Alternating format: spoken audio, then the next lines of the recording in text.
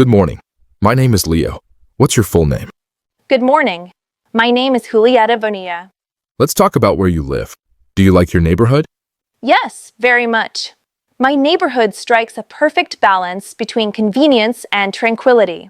There are cafes, small parks, and local shops within walking distance, which makes everyday life feel both efficient and pleasant.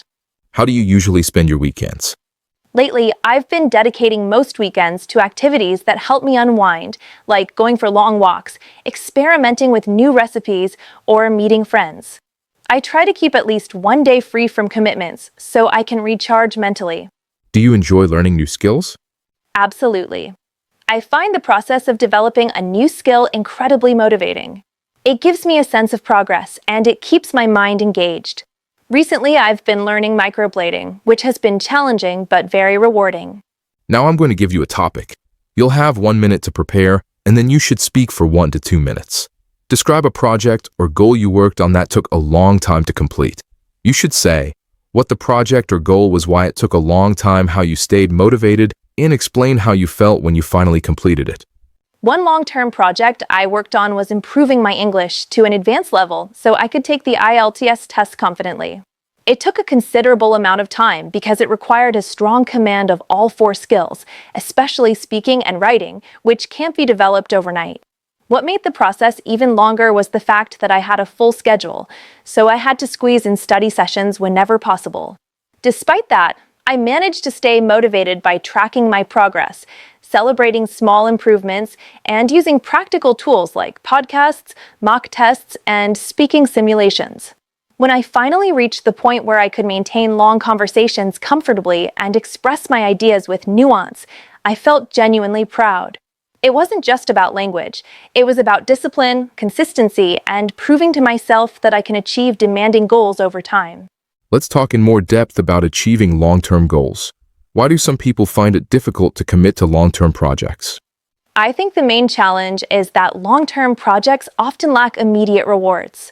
In today's fast-paced world, people tend to expect quick results, so when progress is slow or invisible, motivation naturally drops.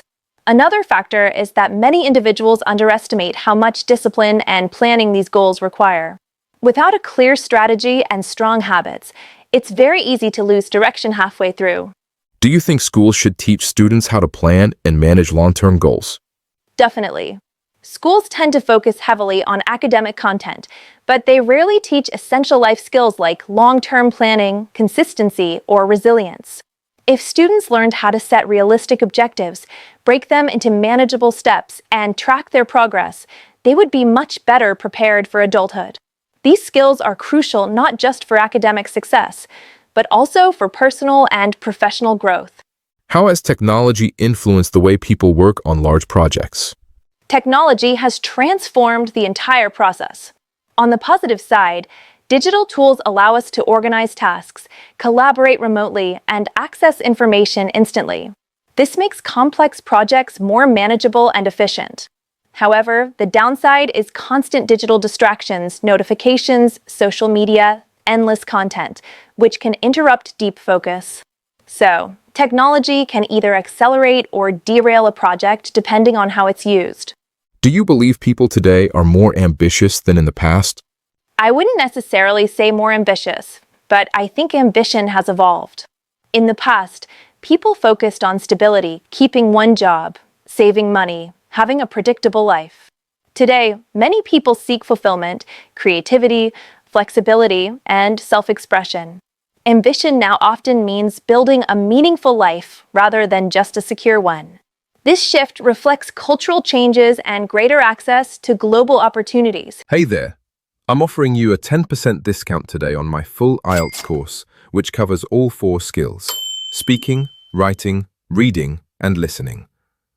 With this course, you'll learn to write strong essays, speak with confidence, and understand complex texts. I'm here to help you reach a passing score and move closer to your professional goals in English. Don't miss this opportunity. Enroll now and get 10% off. You'll find the link in the description below. Start working toward your IELTS goals today. Take your English to the next level. Check the description for the course link. All right, now let's continue with the video. Last question. What personal qualities are most important for completing long-term goals successfully? Persistence is definitely at the top of the list. Without it, even the most talented person will stop halfway.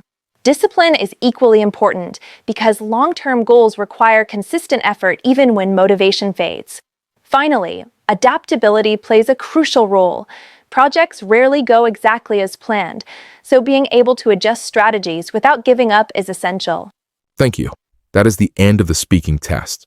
Before we finish, let's highlight the key strategies that will help you reach a high band score in the IELTS speaking test, especially when handling advanced questions like the ones we practiced today. First, focus on developing your ideas fully. High band answers are never short or superficial. They show depth, examples, consequences, and personal reflection. If you can explain not only what you think, but also why you think it, you immediately sound more advanced. Second, pay attention to your lexical resource.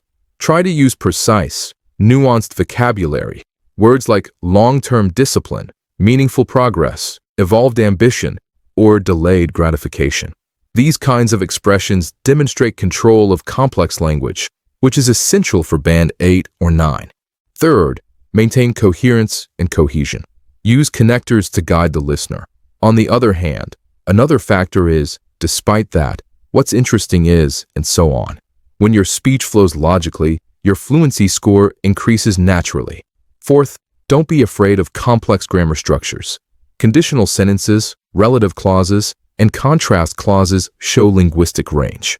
Just remember to use them naturally, not forced. And finally, confidence matters. Even if you hesitate, keep speaking. The examiner evaluates communication, not perfection. If you can stay calm, articulate your ideas clearly, and structure your answers like we practiced, you're already performing at a high level. Well done today. Keep practicing with these strategies, and you'll be ready to achieve the score you're aiming for.